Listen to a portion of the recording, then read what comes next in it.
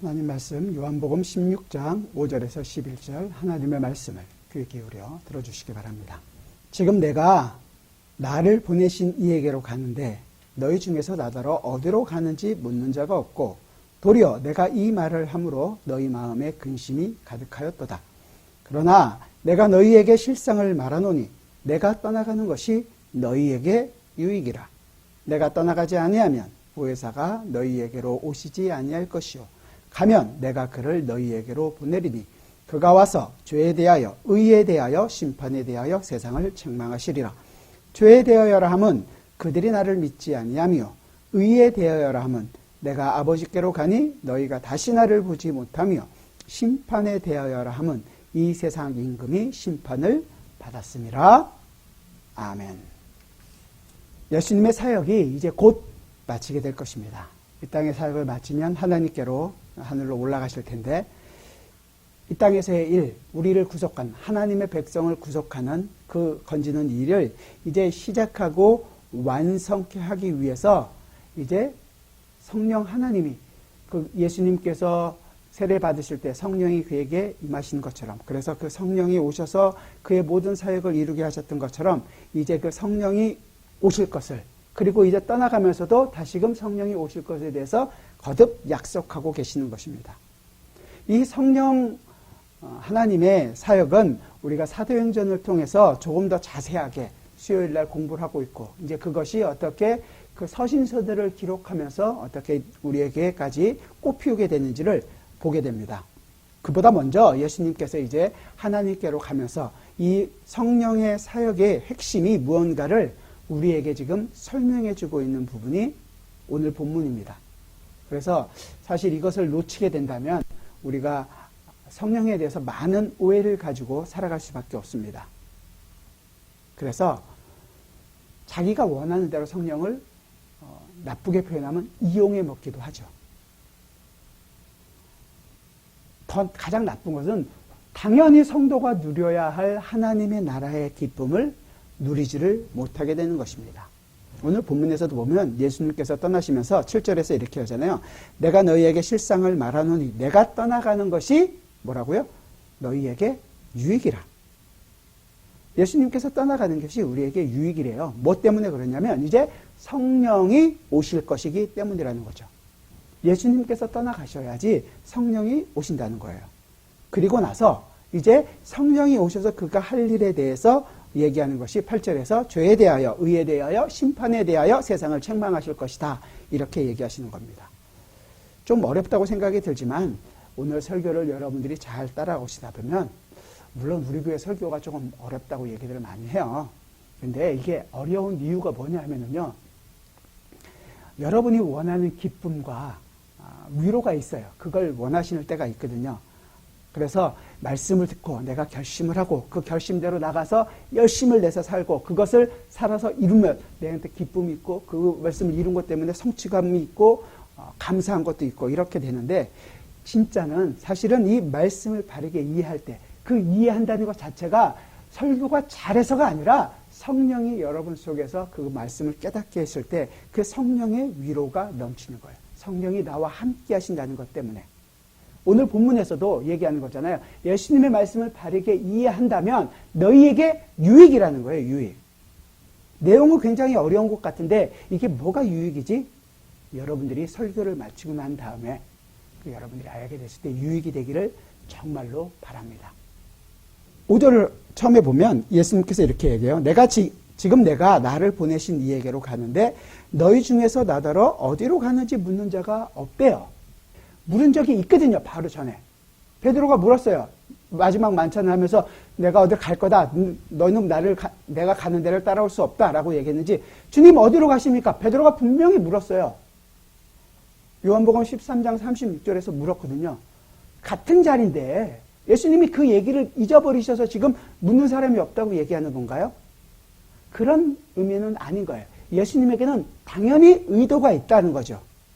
제자들이 지금 베드로를 중심으로 한 제자들이 묻고 있는 가장 중심은 뭐냐면 예수님이 떠나간다면 예수님이 더 이상 우리의 주인으로 우리의 선생님으로 계시지 않는다면 우리의 인생은 뭐가 되냐 이거죠. 그것 때문에 근심하고 그것 때문에 불안하고 초조한 거예요. 나는 지금 내 인생 다 걸고 이 젊은 청년 예수를 따르는데 이 예수가 갑자기 사라지고 나면 내 인생은 뭐냐? 자기들의 일이 걱정이 되는 거죠.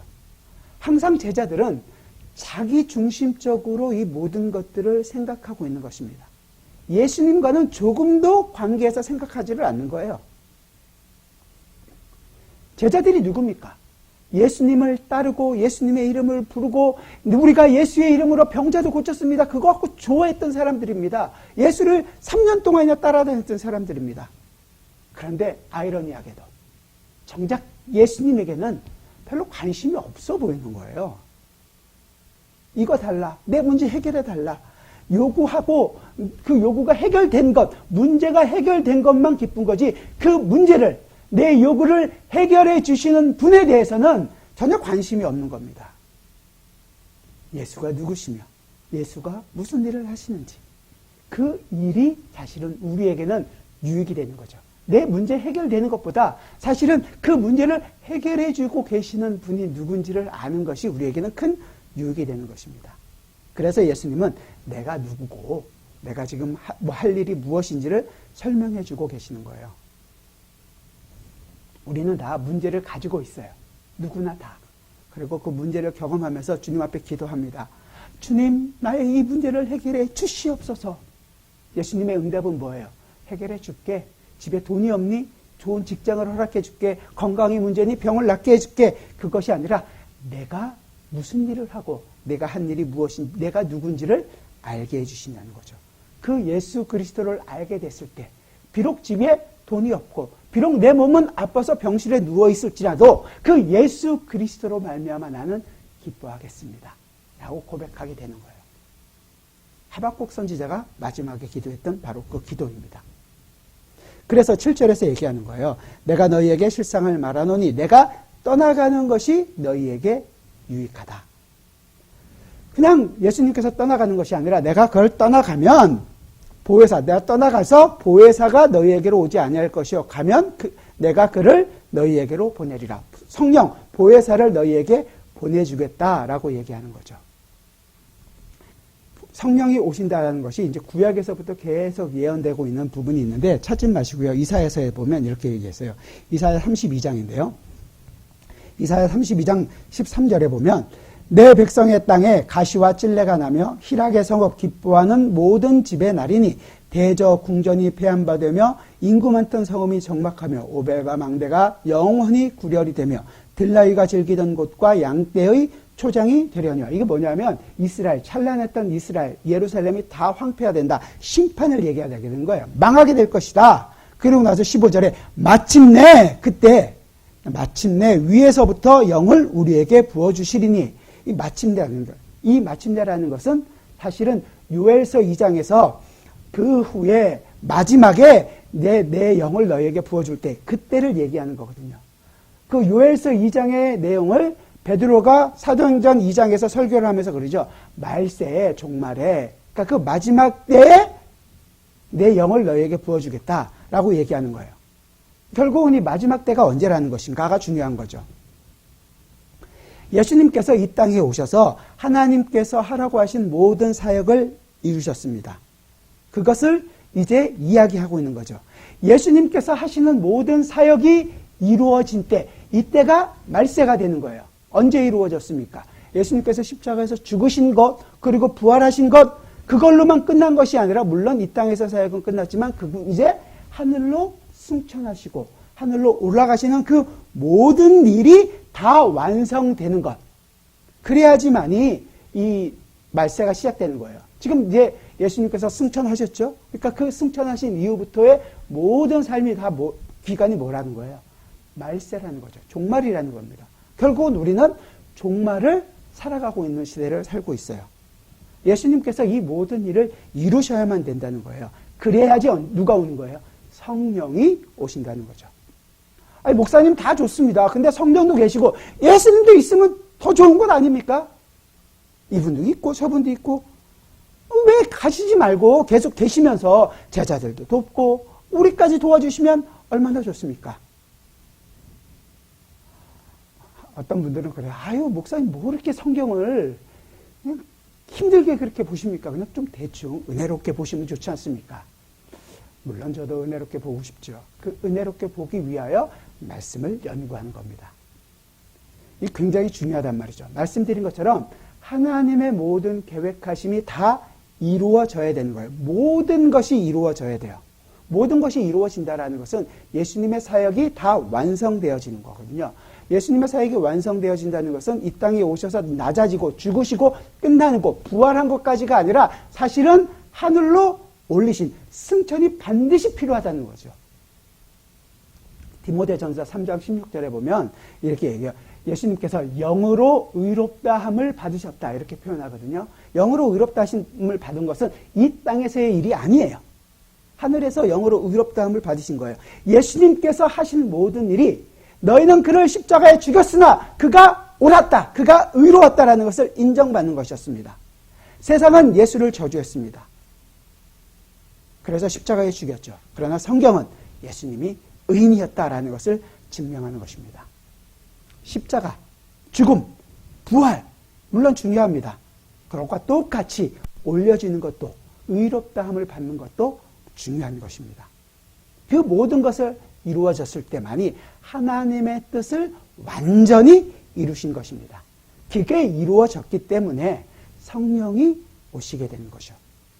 성령 그래서 예수 그리스도의 영이라고 부릅니다. 예수님이 보혜사였어요. 그래서 예수님 말 가시면서 그러는 거예요. 또 다른 보혜사, 성령을 너희에게 보내주시겠다. 그래서 성령은 오시면 예수 그리스도께서 누구시며 예수 그리스도의 사역을 우리에게 알게 해주십니다. 더 적나라하게 얘기한다면 예수 그리스도 그분의 인격을 모든 성도들에게 부어주고 계시는 분이라는 거예요.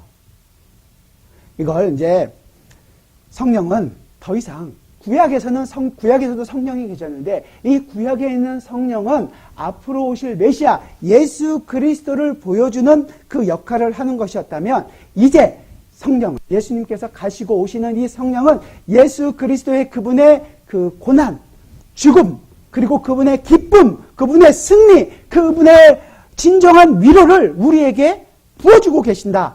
그것을 설명해 주는 것이다. 알게 해준다라고 얘기하는 것입니다. 그냥 하나님의 나라가 이런 거야.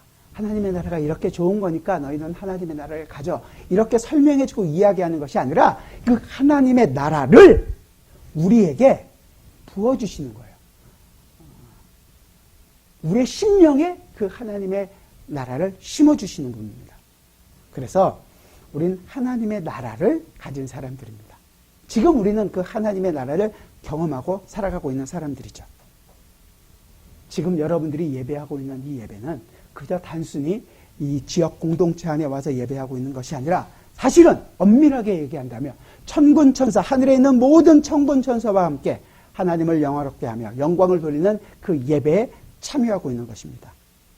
그래서 하나님의 임재와 하나님의 능력을 경험하는 것이고 우리 중에서 어떤 사람이 과연 하나님을 아빠라고 그렇게 자연스럽게 부르면서 그분 앞에 자기의 모든 것들을 아뢰며 그분 앞에서 재롱을 부리며 투정을 부릴 수 있겠습니까?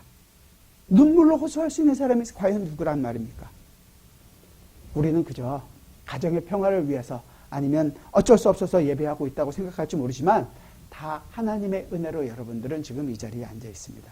성령의 부르심이 없다면 이 예배에 참여할 수가 없는 것입니다. 그렇게 우리는 이 하나님의 나라를 가진 사람입니다.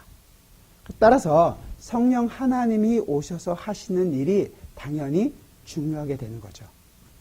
근데 오늘 성경을 보면 예수님께서 설명하시는 부분이 우리가 굉장히 헷갈릴 수가 있는 거예요. 8절을 우리 같이 한번 읽어봅시다. 오늘 본문 8절을 같이 읽겠습니다. 시작. 그가 와서 죄에 대하여, 의에 대하여, 심판에 대하여 세상을 책망하시리라. 이것만 보면 우리는 금방 생각할 수 있어요. 세상을 심판하는구나. 이렇게 세상에 대해 너희 죄인이다. 빨리 회개하고 돌아오라. 그런 얘기를 하시는 거구나. 라고 생각할 수 있습니다. 맞습니다. 그 말 자체로는 맞는 말이에요. 성령은 이 땅에 오셔서 죄를 알게 하고 하나님의 백성을 하나님께로 돌아오는 일을 합니다. 그러나 본문 자체가 이 문맥상으로 봤을 때 그 말을 지금 우리에게 설명해 주고 있는 것인가? 라는 것은 좀 따져봐야 된다는 거예요. 조직 신학적으로는 맞는 말이지만 그것이 오늘 성경 본문이 정말로 이야기하고 있는 부분인가? 라는 것은 생각해 봐야 된다는 거죠. 말씀드린 것처럼 오늘 본문에 보면 제자들이 어때요? 제자들 마음이 두렵고 근심하고 있습니다. 왜 그러냐면 주님께서 가신다는 것 때문이에요. 그런데 그 가는 곳에 너희는 알지를 못한다. 내가 가는 것을 알았다면 너희는 근심하지 않았을 것이다. 제자들에게 지금 근심할 이유가 없다라는 것을 설명하는 부분으로서 나온 거예요. 그래서 왜 근심할 이유가 없느냐? 왜냐하면 죄에 대하여, 의에 대하여, 심판에 대하여 내가 심판할 세상을 책망할 것이기 때문이다. 이해가 한순간에 쫙 오시나요? 말이 되는 말씀 같으세요? 한 번에 이게 딱 이해가 된다면 제가 추천서 여러분들 반드시 써드리겠습니다. 좋은 신학교 하셔서 말씀을 연구하는 것이 좋습니다. 사실은 이게 말이 잘 안 되는 말이에요. 그래서 어렵거든요. 제자들이 지금 문제가 발생했어요. 근심하고 있는 사람들이에요. 위로의 말씀은 어떤 게 위로의 말씀이 될까요? 그 문제를 해결해 줄 수 있는 팁을 준다거나 아니면 동쪽으로부터 기인이 올 것이다 이런 건 아니더라도 그런 방법, 어떤 방법을 사용한다든지 그 문제를 해결할 수 있는 필요를 채워주는 말. 성경에도 있잖아요. 예수님도 하신 말씀이잖아요. 구하라, 찾으라, 문을 두드리라. 내가 다 허락하겠다. 해라. 그래, 내가 열심히 해서 그 위로를 얻겠다. 그렇게 위로를 내고 힘을 낼 수 있을 것입니다. 그런 얘기를 하는 것이 좋은 텐데 지금 근심하는데 근심하지 않게 하기 위해서 뭘 한다는 거예요? 성령을 보낼 것이다. 그가 죄에 대하여, 의에 대하여, 세상에 대하여 심판을 할 것이다. 뭐냔 말이죠. 이게 당연한 반응이 이상하잖아요. 그래서 쉽지 않은 구절이에요. 세상을 책망한다. 이 책망한다는 단어 자체가 갖고 있는 것이 물론 꾸짖는다라는 것도 있지만 엄밀하게 얘기한다면 이게 구체적으로 얘기하면 법정에서 사용되는 용어예요. 법정에서 검사가 피고에 있잖아요. 피고한테 뭘 하죠? 이 사람은 몇 년 이런 범죄를 저지른 것이 확실합니다. 이게 죄가 인정되고 이 사람 피고도 인정하고 그랬으니까 이 사람에게는 많게는 10년을 언도해 주십시오. 이걸 뭐라 그래요? 구형을 하는 거잖아요. 죄를 구형하는 건데 책망한다는 단어 자체가 검사가 죄인에게 죄를 구형하는 그런 내용을 담고 있는 것입니다. 이 말은 그래서 성령이 오시게 되면 이제 법정에서 성령께서 검사가 되셔서 죄인에게 죄의 대가에 대한 형을 구형을 내리고 있는 그런 얘기를 하고 있는 것입니다. 세상을 피고로 보고서 구형을 한단 말이에요. 그건 맞는 말이지. 생각이 되시겠죠. 왜? 지금은 여러분들이 하나님의 나라로 와 있으니까. 무슨 상관이 있나? 라고 생각이 드실 거예요. 하지만 예수 믿기 전을 여러분들이 한번 생각해 보세요. 여러분들을 책망하고 여러분들을 고소했던 사람이 있지 않았나요? 누구였습니까? 바로 사탄이었습니다. 우리를 죄인이라고 하나님 앞에서 고소하던 사람이 있었어요. 밤낮 우리를 고소하던 그 옛날 욥을 하나님 앞에서 고소했던 그 일을 누가 했어요? 사탄이었습니다. 그런데 이제 역전이 돼버렸어요.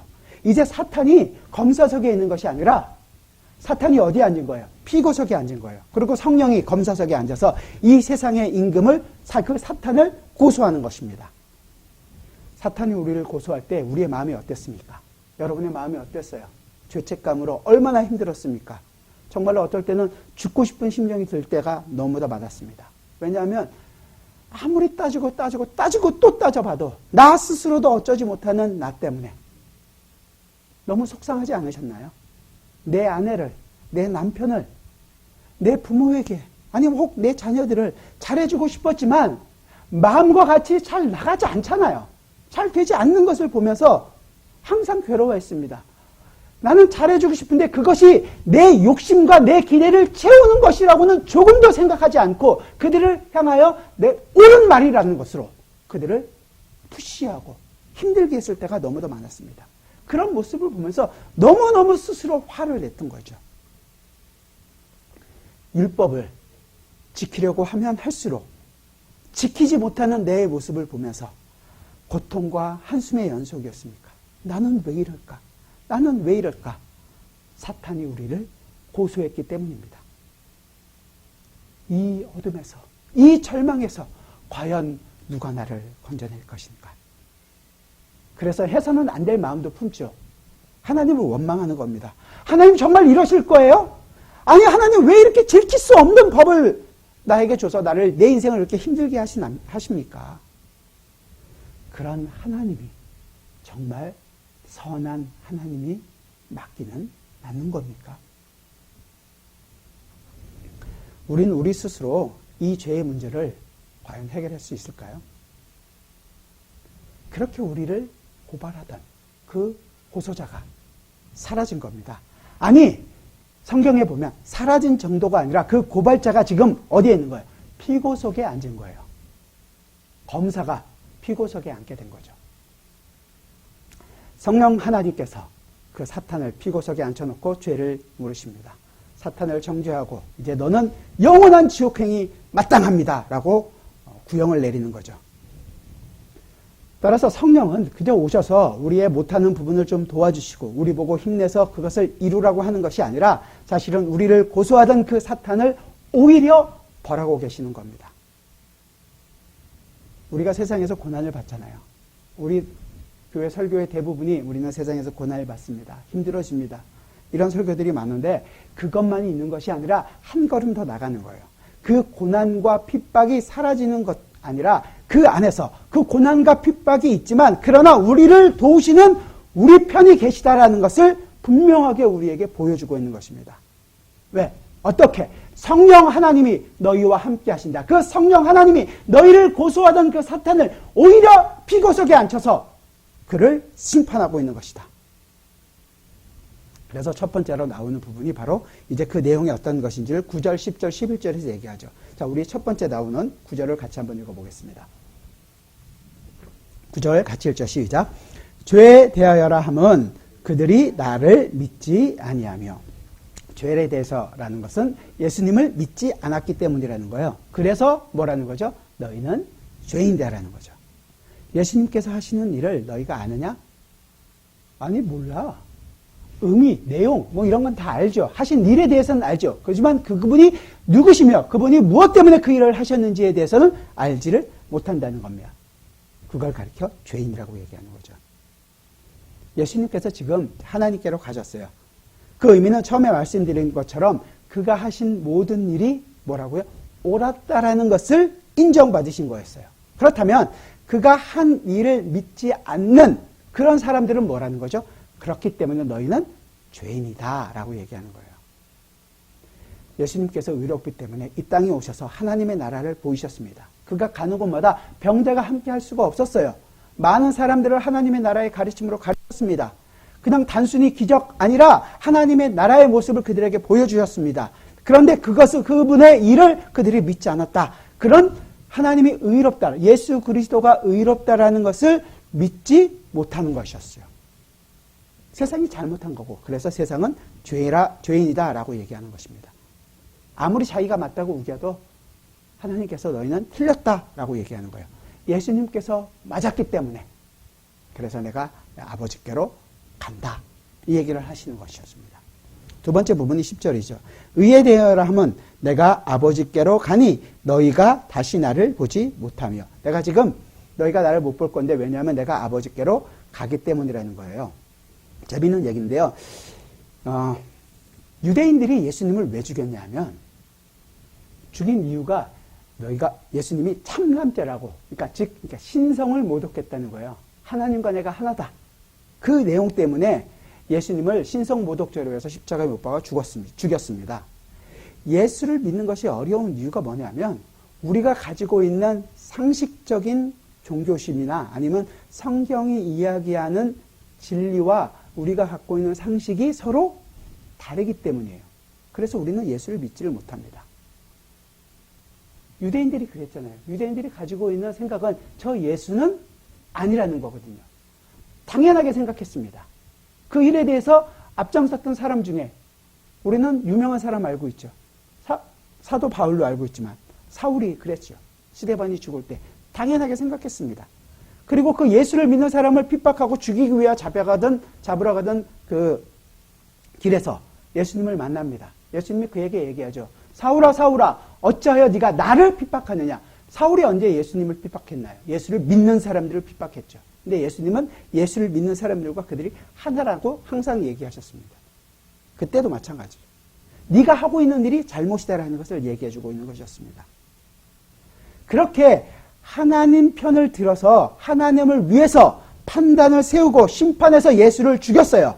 이 세상에서 쫓겨난 예수께서 그런데 아버지께로 하나님께로 가시는 거예요. 하나님이 예수님께서 옳다는 것을 인정하신 것이었습니다.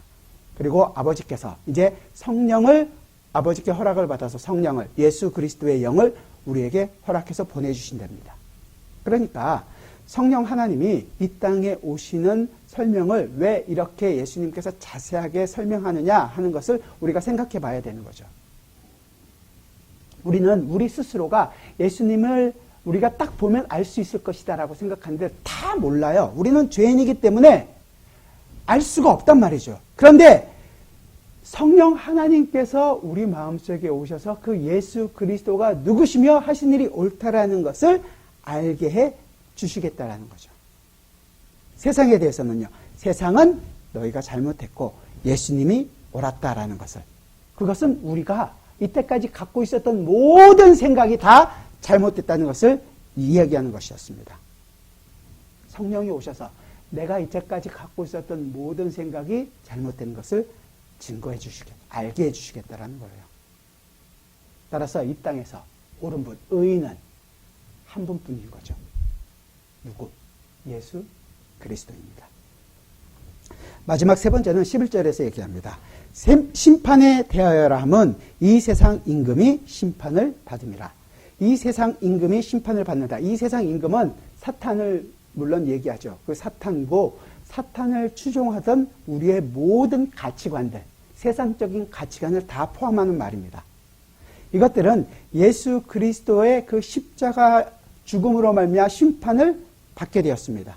그래서 이제 성령 하나님께서 이 땅에 오시게 되면 바로 이 일을 하시겠다는 거예요. 이 세상이 우리를 향해 달려오는데 세상이 우리를 넘어뜨리려고 달려오고 우리를 유혹하고 쓰러뜨리려고 달려오는데 성령 하나님께서 그 앞에서 딱 서서 하시는 말씀이 너희가 죄인이고 이들이 옳다라고 이야기해 주시겠다는 거예요. 이 얘기가.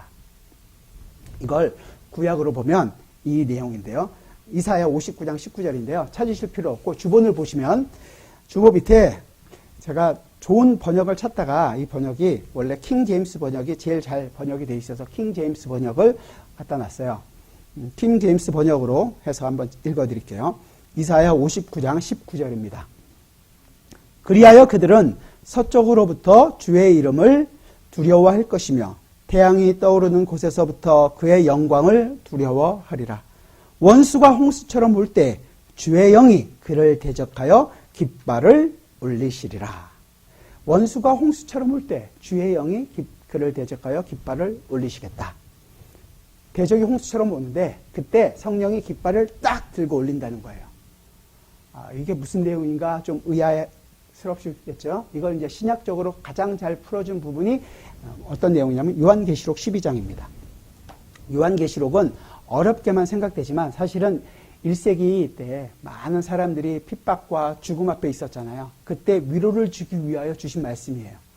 12장을 가장 중심으로 해서 생각해 보시면 좋은데 이 12장의 내용이 사실은 성경의 모든 내용을 아주 한 장에 함축적으로 표현해 주고 있는 내용이기도 합니다.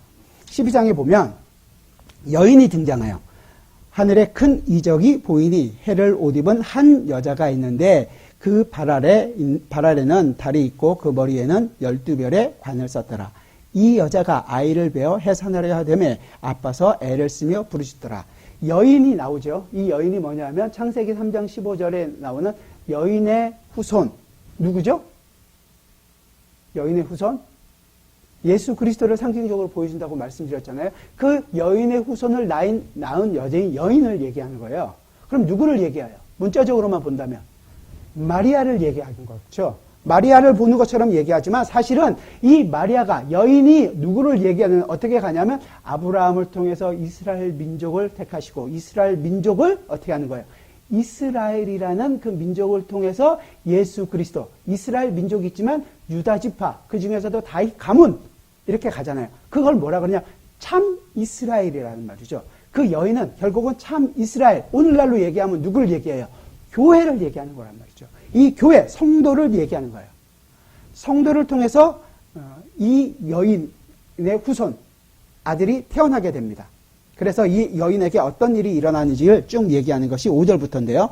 여자가 아들을 낳으니, 예수를 낳으니 이는 장차 철장으로 만국을 다스릴 남자라. 예수 그리스도를 이야기하는 거죠. 그 아이를 하나님 앞과 그 보좌 앞으로 올려가더라. 이제 예수님께서 일을 마치시고 승천한 것을 5절에서 다 얘기한 거예요. 그러고 난 다음에 그 여자가 광야로 도망하며 거기서 1260일 동안 그를 양육하기 위하여 하나님께서 예비한 곳에 있더라. 1260일은 3년 반을 뜻하는 거죠. 어디서요? 광야에서 그 일을 한다는 거예요. 그러고 나서 이제 7절을 봅시다. 이 광야가 사실은 우리가 핍박받고 힘들어하는 곳이 아니라 사실은 뭘 하는 곳이에요? 하나님께서 하나님의 백성을 양육하는 곳이에요. 우린 지금 양육받고 있는 거예요. 이스라엘이 40년 동안 광야에 있는 동안 마지막에 뭐라고 그러죠? 신명기에서 너의 발이 부르트지 않고 옷이 헤어지지 아니하였다. 아침마다 만나 먹고 매일 반석에서 나오는 생수로 너희가 살지 않았느냐? 우리가 고난받고 힘들었던 것처럼 보이지만 우리는 하나님의 양육받고 살아가고 있는 곳이라는 것을 이야기해주고 있는 것입니다. 이제 7절 보면 하늘에 전장이 있으니 미가엘과 그의 사자들이 용과 더불어 싸울세 용과 그의 사자들도 싸우나 이기지 못하여 다시 하늘에서 그들이 있을 곳을 얻지 못한지라. 하늘에서 전쟁을 얘기해 줍니다. 그래서 사탄이 거기서 져서 이제 거기서 있을 곳을 못하고 9절에서 큰 용이 내쫓기니 옛뱀 곧 마귀라고도 하고 사탄이라고도 하며 온 천하를 꿰는 자라. 그가 땅으로 내쫓기니 그의 사자들도 그와 함께 내쫓기니라. 용이 쫓겨나는 것을 얘기해요. 사탄이 이제 쫓겨났습니다. 그러고 나서 10절 보면 내가 또 들으니 하늘에 큰 음성이 있어 이르되 이제 우리 하나님의 구원과 능력과 나라와 또 그의 그리스도의 권세가 나타났으니 우리 형제들을 참소하던 자 곧 우리 하나님 앞에서 밤낮 참소하던 자가 쫓겨났고 뭐라고요? 사탄이 쫓겨났다는 거죠.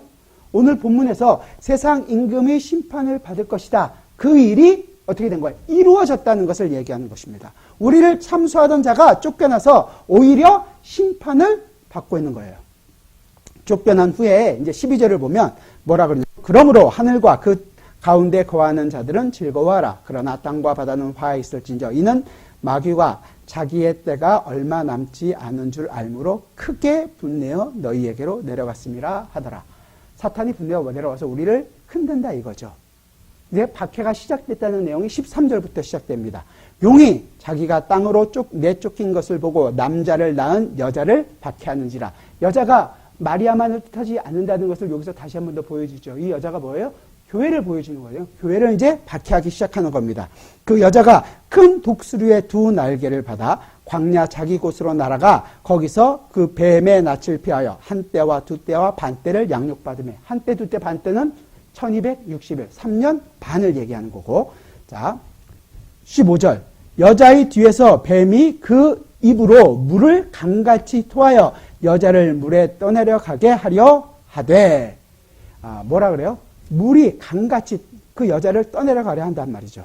사탄이 물을 쏟아서 교회를 쓸려버리려 한다는 것입니다. 사탄이 많은 시험과 유혹하는 것을 통하여 핍박하죠, 우리를.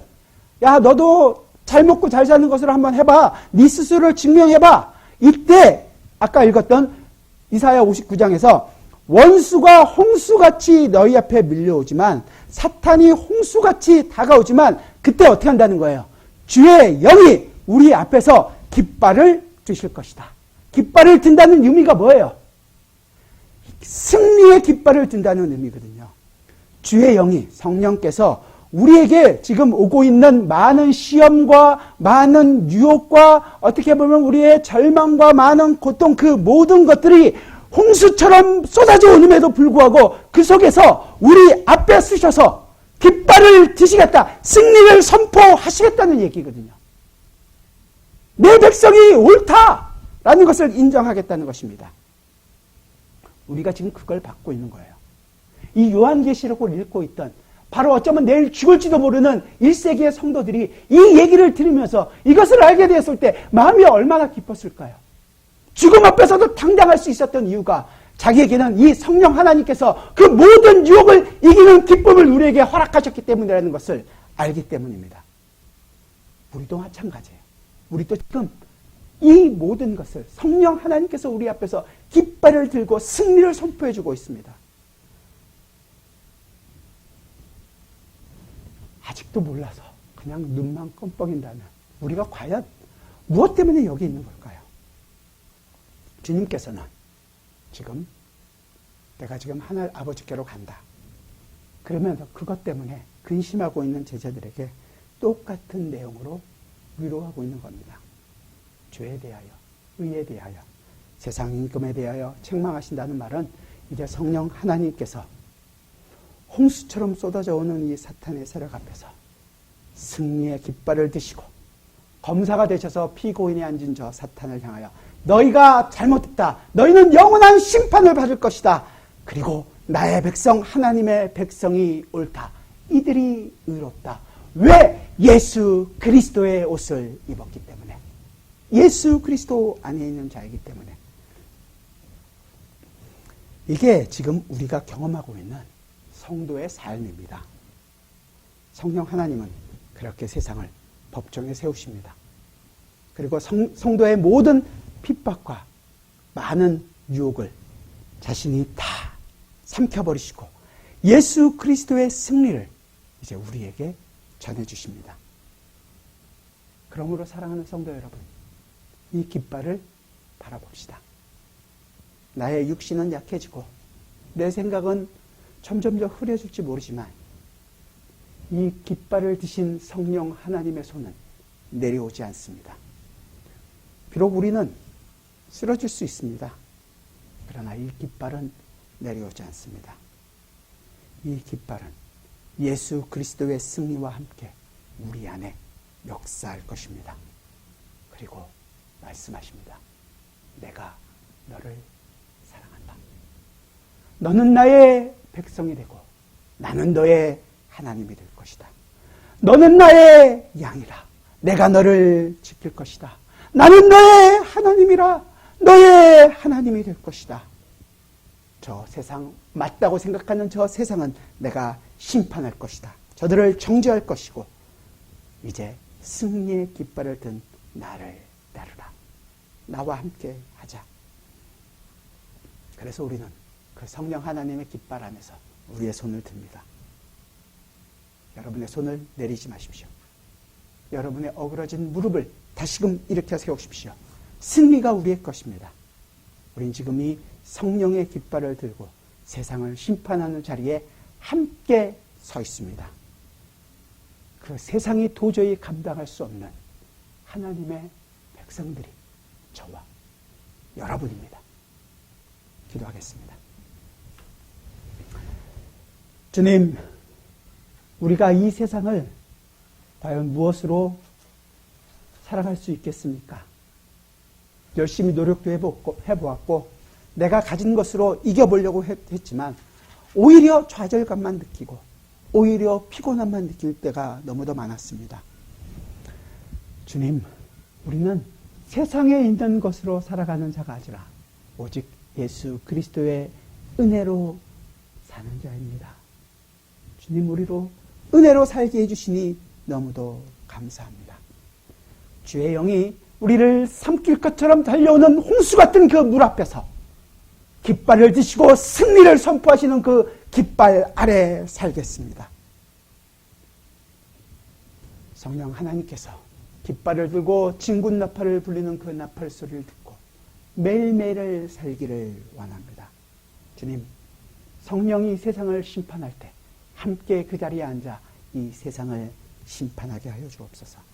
그래야 우리가 세상의 법으로 사는 자가 아니라 하나님의 나라의 법으로 예수 그리스도의 인격을 보이는 자로 살게 하여 주옵소서. 세상은 오늘도 우리를 공격합니다. 더 많은 것으로 너를 증명해봐라. 더 많이 가지면 너 인생이 편해질 것이다. 주님, 그러나 우리는 그것으로 살지 않습니다. 우리는 성령 하나님이 들고 계시는 그 깃발을 보고 승리의 나팔을 불며 이 세상을 심판하는 자리에서 사는 자라는 것을 잊지 않게 하여 주옵소서. 그리하여 마지막 날 주님께서 이 땅에 다시 오실 때 오 주여 어서 오시옵소서 기뻐하며 주님을 맞이하며 이 세상을 향하여는 심판을 선포하는 그 자리에서 기쁘게 하나님을 영화롭게 하는 우리의 인생이라는 것을 바라보게 하여 주옵소서. 그래서 우리에겐 유익입니다. 그래서 우리의 인생이 기쁩니다. 그 기쁨을 잃지 않게 하여 주옵소서. 예수 그리스도의 이름으로 기도드리옵나이다. 아멘.